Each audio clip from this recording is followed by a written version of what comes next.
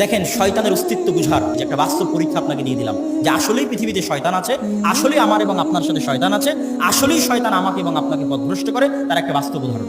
ফজরে যাদের ঘুম ভাঙে আর যাদের ঘুম ভাঙে না, তারা পরীক্ষা করে দেখতে পারে। ফজরের রাত্রে ঘুমানোর সময় আপনি যদি উজু করে আয়াতুল কুরসি পড়ে নাস ফালাক ইখলাস পড়ে এভাবে হাতে থু দিয়ে গোটা শরীর মেখে ঘুমানোর দোয়া পড়ে ঘুমালেন, মানে প্রত্যেকটা হচ্ছে শয়তানের দরজা আপনার রক্তনালীতে বন্ধ করে দিচ্ছে।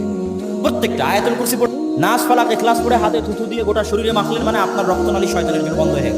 উজু অবস্থায় আছেন, 2 রাকাত সালাত আদায় করে আপনি ঘুমানোর দোয়া পড়ে ঘুমাচ্ছেন, মানে তখন আপনার শরীরে কে নাই? শয়তান নাই।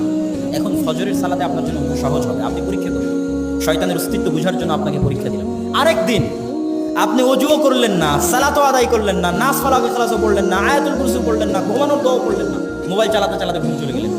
আপনার শরীর কার কন্ট্রোলে? শয়তানের কন্ট্রোলে। পরীক্ষা করে দেখবেন।